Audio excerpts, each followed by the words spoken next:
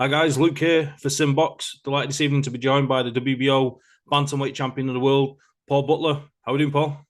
I'm good, mate. Yeah, of course. So we're here now, Paul, on the hot on the heels of the announcement, the big fight, the one that I think most people expected, but nonetheless, it's still a huge event. We're going in with Naoya Inoue. It's going to be in Japan. It's going to be for the undisputed titles. First and foremost, how excited are you to be challenging arguably the number one boxer on the planet and the opportunity to become undisputed? Yeah, I'm buzzing, mate. It's the fight I wanted since I became WBO world champion back in April. So yeah, it's a fight I am buzzing about. It's a fight you can get your teeth into, and it's a fight you can listen. If you can't get up for this type of fight, then what's the point in being in boxing? Do you know what I mean? He's one of the biggest stars in boxing. He's the biggest bantamweight star by a country mile. So I'd be daft not to want this fight. Yeah, absolutely. We all know about Naoya Inoue. He's got a fearsome reputation, and we're going to be realistic here, Paul. We all know it's a daunting task in prospect. Take us through, like you say, it's the fight that you always wanted, but I'm sure you're fully aware of just how dangerous an operator Inoue is and just how destructive he can be. 100%. You stand in front of him, mind you. You don't even have to stand in front of him sometimes. Um, he's very destructive. If he clips you and hurts you, he's a great finisher, as we've seen in the Donaire second fight, as we've seen in the Rodriguez fight in round two. He's very good in what he does, but that's my job over the next 8 weeks from now and the previous 4 weeks, 5 weeks that we've done, is to try and diffuse that and try and stop him doing what he's done to previous opponents. Yeah, absolutely. So in terms of this fight, you're going in with in a way he's got this fearsome reputation as a knockout artist. We know there's much more to his game than he's not like a smaller version of Deontay Wilder, for example, with all due respect. Is this going to Mm-hmm. be, you're not going to give too much away about the game plan, but is this going to be about cutting the fight down into sections, maybe seeing it like rounds 1 to 3 and then 3 to 6 and so on, and winning the smaller battles in terms of making it into the bigger war, if that makes sense? Yeah, it's a good way of looking at it. We've just gone over tactics, and to be fair, I'm looking at the things that he does well at the moment and trying to work our ways around, trying to stop him from doing that so often. Do you know what I mean? Like, his right hand's probably his best shot, but he times it really well over certain shots. So that that is that's something we're trying to work on. Is there a bad shot he throws? I don't think so. But he throws a great left hook to the body. He throws a great left hook to the head. We're trying to work on little things. It's like a jigsaw. Like, he'll throw this, then throw that, or you throw this, he'll throw that, and we've got to try and figure ways out to try and stop him from doing that, or trying to make him throw that, and then we're going to work off that. Um, it's a tough task. I'm not dumb. I'm a boxing coach myself. I train the amateurs. I've been around the game for be 24 years by the time I box him. So I know what task it is, and it's one that I'll relish, and it's one I'll be right up for. Yeah, I think it's fascinating listening to you there, Paul, and the fact that you're fully aware of what's in front of you, but you're almost, intrigued by the glory of being undisputed and what that brings and challenging against number one, but almost like formulating that game plan and trying to execute the game plan. You're not going in there deluded or thinking it's Mm. anything other than what it is, which is, like I say, arguably the number one box on the planet. But yeah, it's fascinating to hear you're fully aware of it's the biggest challenge that you can take. It's the biggest task in boxing. Look at every weight. Look at Crawford and Spence. Everyone's a flip of a coin who'll win that fight. Uh, Tyson Usyk. People say Usyk. People say Tyson. There's your Canelos. People say so and so will beat Canelo if he goes up this weight, that way. There isn't a person on this planet that someone says, "Oh, he'll beat Inoue at bantamweight." There isn't. So I believe it's the toughest task in boxing at the moment, and it's one that I'm taking. It's one I'm running towards. To be fair, I haven't ran away from it. I haven't been forced into this. I didn't have to take this fight. I'm getting probably less than half of the money that I actually wanted, but I want the fight. So I think that's credit to me, and I could have had two easy voluntaries. Do you know what I mean? Yeah. But I didn't want them. I want to challenge myself. I'm 33 now. I want to be I want to be remembered for yeah, he took on him, and he boxed Inoue in Japan, and he beat Inoue in Japan. Do you know what I mean? If it beat him in Japan, it's the biggest English win in history, I believe. Yeah, absolutely. I think that's a great point. And you mentioned there that it's going to be in Tokyo, it's in Japan, it's in Inoue's backyard. As much as this is a huge physical challenge in terms of Inoue's boxing ability, it's also going to be an amazing experience. You know, I think is that something that you've also thought about the fact that you'll be over there for the build up in the Lions Den. It's almost like a bit of a unique environment and a boxing fight in Japan. It's not the cut and thrust like loud atmosphere, you know, with the beers and the lads and whatnot at Yeah, UK boxing shows. It's a bit more reserved, and it's almost like a gentleman's dinner. yeah, it's like I'll be boxing in lockdown again, in silence. A few little claps here and there, but yeah, it is going to be a little bit weird. I'm going to have my crowd over in one corner or wherever they are. They're going to be they'll be making some noise. Do you know what I mean? And I don't think the Japs will have seen this before. When you've got a load of lads from Ellesmere Port coming over and they're absolutely screaming the place down. So, and the occasion, yeah, I'm going into the Lions Den. I'm going into Japan. I don't mind that, mate. I love all that. Do you know what I mean? If they offered me, I don't know, like I've always been one for, even as an amateur. Oh, you can box him. Now we won't box him there on his show because we'll get him the week later on so and so show. No, box me on his show. I'll go and beat him on his own show. I prefer that. Do you know what I mean? I've always been that kind of person. I like walking out to a bit of a hostile environment. Like it does not faze me. Do you know what I mean? It's completely different than Japan, but I went to the York Hall and I beat Ashley Sexton in front of his own crowd. I went to Newcastle and beat Stewie Hall in front of his own crowd. I love going into the Lions Den. It's weird, but I like it. Yeah, so you know, again, Paul, we're always going to be realistic here and be open and honest. I think you should be applauded for the fact that you've run towards this challenge and you're looking to take on the very best. But I'm sure you've seen some of the reactions online. You know, you've been written off the moment the fight was announced. You know, there's not been a punch thrown yet. There's not been the weigh-in or anything like that, and you're being written off already. Do you take that as motivation, or do you kind of cut that negative energy out and just kind of ignore it? Goes over my head nowadays, mate. I'm 33. I'm. If it was 25, mate, I'd have replied to every one of them, and I'd have been sat there arguing for a whole week with every single one of them, giving them loads. But nah, it just goes right over my head now. Do you know what I mean? Like, let them have an opinion. I'll guarantee you 90% of them have never stepped foot in a boxing gym. They're just sat there, 20 odd stone, with the popcorn in their hand, trying to get a reply. But it doesn't really bother me. Do you know what I mean? I've worked hard since I was a 10-year-old boy, and I believe that I deserve this opportunity. I've worked hard my whole life. So why shouldn't it be me stepping in that ring? Do you know what I mean?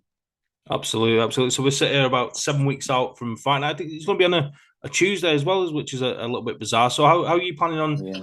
Obviously, you got the rest of camp, but what's the plan in terms of getting over to Tokyo and maybe acclimatizing and getting over there and getting used to a different way of life? And again, the fight being on the Tuesday what's the plan there, Paul?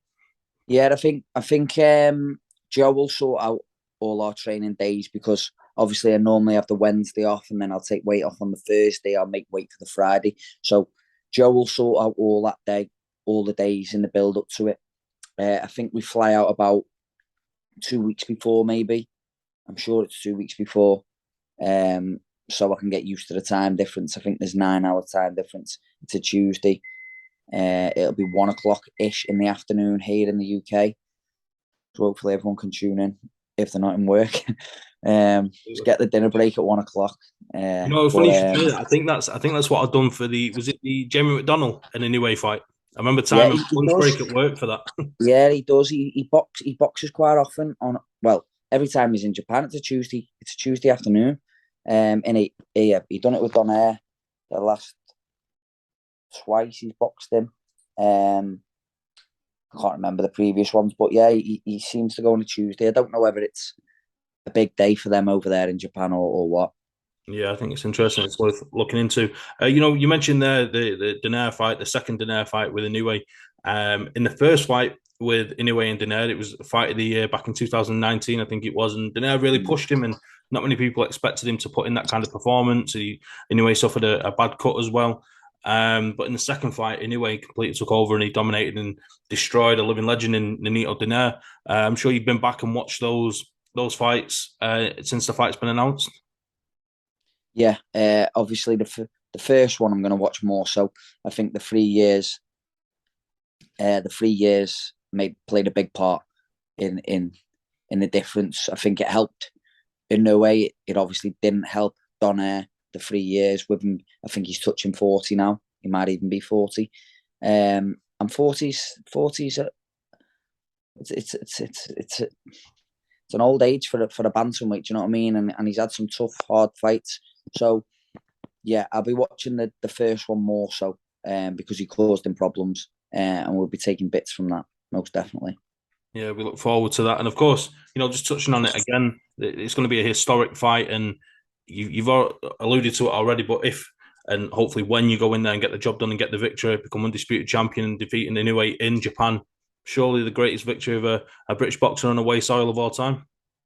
I believe so, mate. I think there's obviously been some big ones, but I think he's in his prime. He's arguably pound for pound number one, number two. That can't be disputed. I think he's right up there. I think he's freeweight world champion. So it's a big task, and it's a task that I'm looking forward to. Yeah, absolutely, and we look forward to it ourselves. Paul, just moving forward, I want to get your opinion on a couple of things going on in what is forever a changing landscape in the world of boxing. We'll go back to this most recent weekend, Claressa Shields and Savannah Marshall. That, in its own right, was a historic moment. 2 million viewers on Sky Sports Boxing. Claressa Shields defeated Savannah Marshall with what was a terrific performance, unanimous decision victory. First of all, Paul, your reaction to the all-female card, it being record-breaking on Sky Sports, and then Claressa Shields' dominant performance. Mate, I'll be dead honest with you. That card is probably one I've looked forward to the most in the build-up to it for a long time, and that includes Eubank Ben. That includes them all this year. Like, I've looked forward to that. Even the Baumgardner and Mayer fight, I knew that was going to be a good fight as well. So that card, I proper looked forward to it all week. I couldn't wait for it. And then Claressa done what I thought she would do. I thought she'd be a little bit too busy for Sav. I knew Sav always had that puncher's chance. But I always felt Claressa might be a little bit too busy for her. And I think Claressa hit the nail on the head. I think it was fight week, or it might have been the week before. She said, if you don't hurt me and don't show me you're this big puncher that you've been telling me you are for God knows how long, you're in for a long night. And I think when she didn't hurt her, I think she knew she was in for a long night. I think she sort of settled down, got into a rhythm around about 7-8. Savannah, but I just think it was too late then. Yeah, she started to actually get into the fight, but the fight was gone. Do you know what I mean? It was gone then.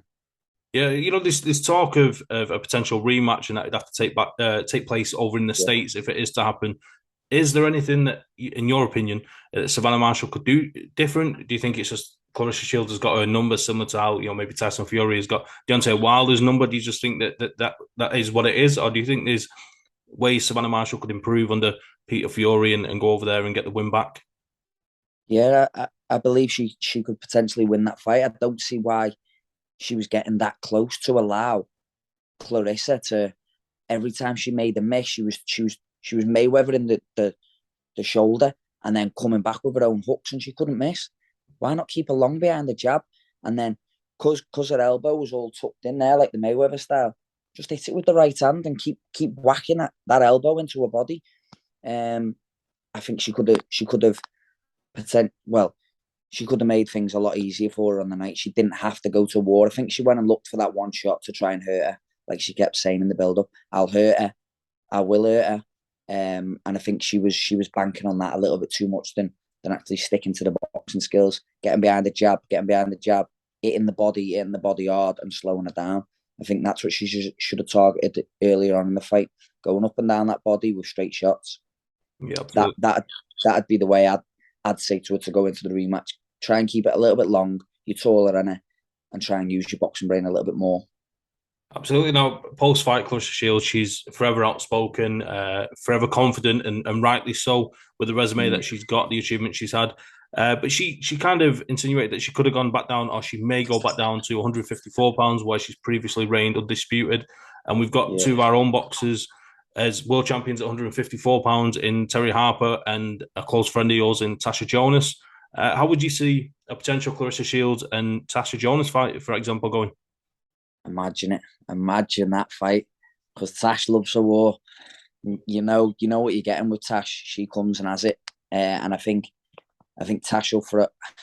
I'm sure the stats said Claressa threw, sorry, Savannah threw more shots than Shields. I'm not sure, but I just think, yeah, it'd be a completely different fight with Tash. I think Tash is obviously, you had the height of Claressa, sorry, the height of Savannah. Tasha would be a little bit smaller. Tasha probably hits to the body a little bit better than, probably not as powerful, but I think she picks her shots a little bit better than Sav. Um, but like she was talking about 154 in the build up to it, and she said she got tagged, and that's why she went down in one of her fights. Oh, it was someone asked her a question. She boxed on the bill. What was her name? It's gonna do me head in. But anyway, she asked her a question, and she said, "Oh, I was a little bit dry at the weight. I got tagged and I went down." So I think she's just putting the feelers out there to come back down, but I don't think she will. I think she'll stay where she is. I think again, it's only my opinion, but the fact now that women's boxing, it's kind of getting that that strength in depth. That maybe when she Yeah, cleaned up at 154, the money and the fights weren't there for her to be yeah, truly recognised as undisputed. Now, if she was to go back down, if she was to beat Tasha Jonas, was to beat Terry Harper, maybe she'd get a bit more respect in beating those kind of names. definitely. I think the women's game is absolutely buzzing at the moment, and do you know what? 9 times out of 10, they're always in fight of the year contenders. Do you know what I mean? Every fight is a good fight. Everyone sits on the edge of the seat. I think the 2 minutes help it as well because they go out there and they think, this is a sprint, this. I've got to get this done. I think if they did change it to the freeze, they might not get that that fire. Do you know what I mean? I think if they were going to change it, I think they should go to 12 twos and bunk the money up that way. But if you're going to change it to 10 threes or 12 threes for the women, I don't think you're going to get that entertainment value as you do in the 2 minute rounds at the moment. Yeah, it's a good point. It's an interesting point. Paul, we know Claressa Shields is the self-styled GOAT, the greatest woman of all time. Do you agree with that, or do you maybe put maybe a Katie Taylor ahead of her? Where do you stick with that? Yeah, good question. I think there's been a few, like I don't like if you look at Katie's record, I think there's a few, I wouldn't say iffy results, but there's been a few tight ones, and everyone reckons is it Pursuing beat her the first time. Yeah. Tasha's was right nip and tuck. I thought there was one round going into it in the last round, or they might have been level going into the last round. So I'd like to see that rematch as well. But I think with Claressa, she's hardly lost a round. Do you know what I mean? So I think at the moment you've got to call her the GOAT. I think she definitely is the greatest woman of all times at the moment. Yeah, moving forward, another return to the ring for Deontay Wilder this weekend. He's not been seen since the third fight with Tyson Fury when he was knocked out after a brutal fight. He returned against Robert Elenius, and he returned to show everybody, just what a fearsome puncher he is. He knocked out Elenius in the first round with a trademark right hand. It was a highlight reel knockout, maybe the most brutal of his career. He's got that many. How excited was you, Paul, to see Deontay Wilder back in the ring? Yeah, it's nice. It's nice to have him back. He's a right character, isn't he? I see he'd stripped the weight right off as well. He came back into as he as he normally is. He obviously feels normal down at that weight. He obviously put the weight on to try and keep Fury from leaning on him and pushing him and being the bully in there. But it was nice to see him back in devastating fashion, as he always does. Without doubt, he's the biggest punching heavyweight out there.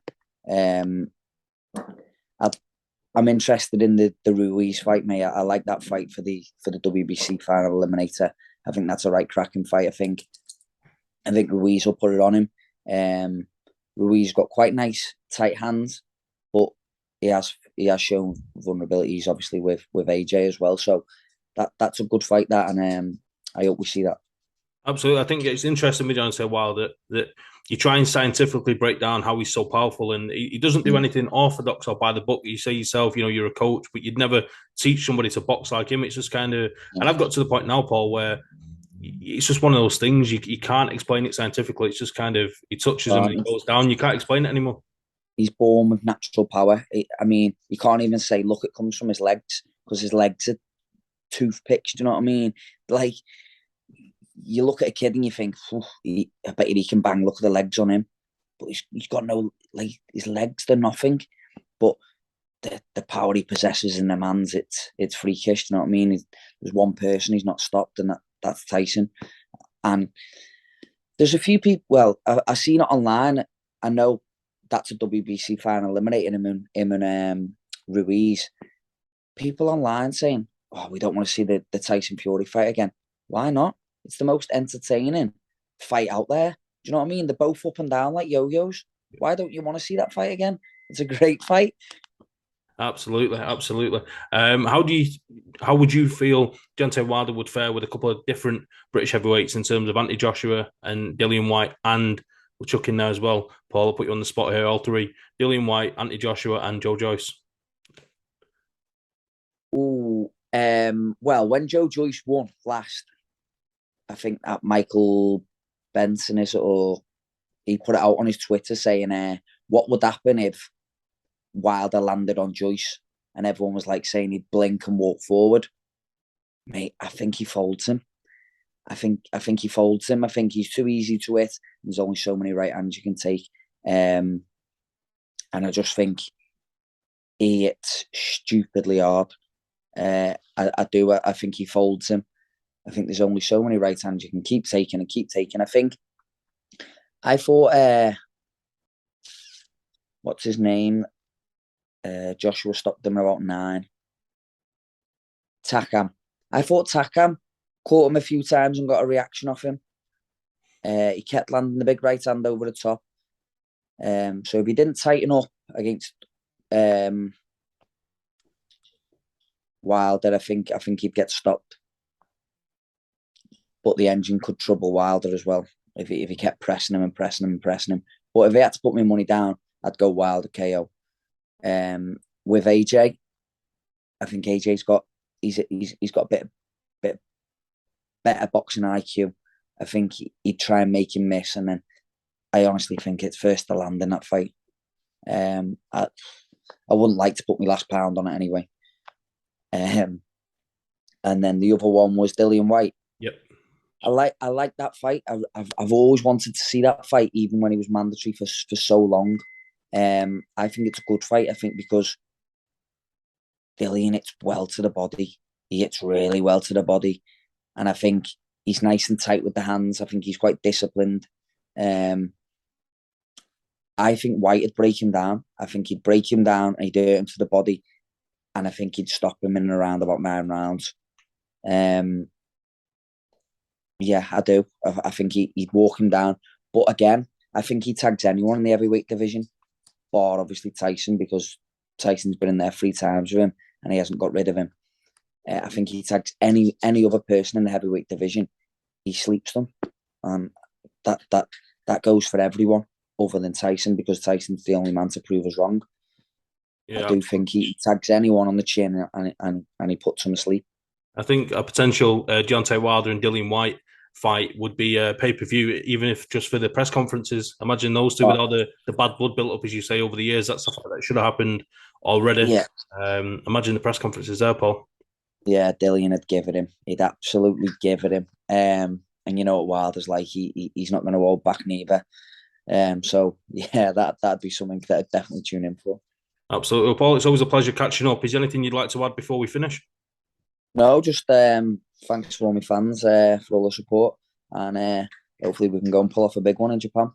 Yeah, we look forward to that. We wish you, of course, the very best, and I'm sure we'll catch up again in the very near future, Paul. Thanks for your time.